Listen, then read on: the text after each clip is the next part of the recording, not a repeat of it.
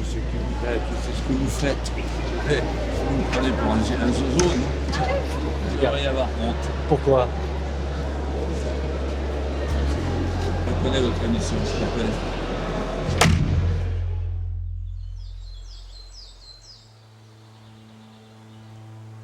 Les secrets sont bien gardés, et gare à ceux qui tenteraient de les dévoiler.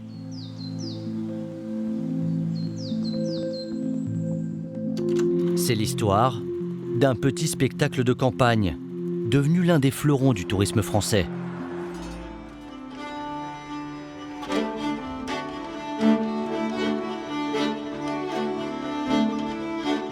Pour la première fois, à la télévision, on va pouvoir voir un documentaire d'enquête sur le Puy du Fou, sur les coulisses de ce lieu. Il y a eu énormément de reportages, de documentaires qui ont été faits sur ce lieu avec un point de vue patrimonial. Là, on a mené une investigation sur plusieurs mois, quasiment même une année. Pendant toute l'investigation, on s'est posé plusieurs questions. À qui appartient ce lieu? Pourquoi il a été créé? Et enfin, une question qui est centrale, est-ce qu'il y a des objectifs politique et idéologique derrière ce lieu? Le Puy du Fou, c'est le deuxième parc d'attractions de France. C'est le deuxième parc de divertissement après Disneyland. Donc c'est un mastodonte. Sauf qu'on s'est rendu compte que la plupart des personnes qui y vont ne savent pas que derrière les spectacles, derrière le show, derrière l'entertainment, derrière le divertissement, il y a des messages politiques, un message idéologique qui sont véhiculés dans chacun des spectacles. Les républicains, ils sont dépeints comme de méchants sanguinaires qui n'ont pas de cœur, qui auraient pratiqué un génocide sur les Vendéens.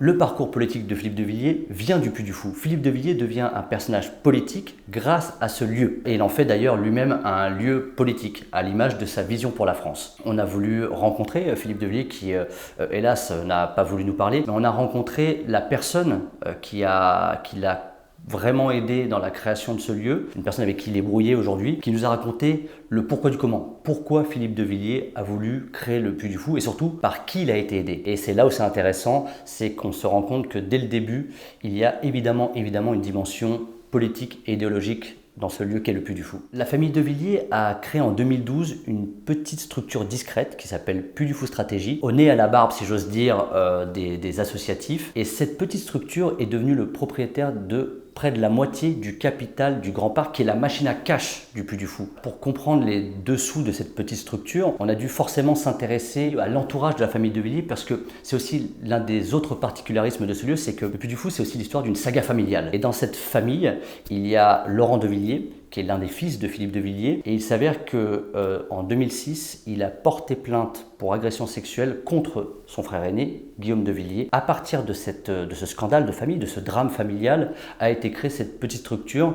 Et donc, pour comprendre comment ça s'est passé, on a dû traverser l'Atlantique, aller aux États-Unis, rencontrer Laurent de Villiers, puisqu'il vit désormais discrètement aux États-Unis. Je dois dire qu'il y a quelque chose qui m'a vraiment frappé dans cette enquête, c'est l'omerta qui règne autour du Puy du Fou. Il s'avère que j'ai réalisé plusieurs documentaires, entre autres sur les mafias en Italie, et vraiment, je n'ai jamais rencontré une telle omerta. Durant cette année d'investigation, j'ai dû appeler quasiment une centaine de personnes qui ont fait partie de l'association, qui font partie de l'association. On a pu parfois discuter en off, mais il y a très peu de personnes qui ont voulu parler à visage découvert. Il y a des personnes avec lesquelles on a parlé qui sont encore aujourd'hui, même parfois 5, 6, 7 ans après s'être fait éjecter du Puy du Fou, qui sont encore traumatisés par la manière dont ils ont été utilisés, par la manière dont ils ont été traités parfois par l'encadrement du Puy du Fou. C'est des personnes qui ont été irradiées par ce lieu.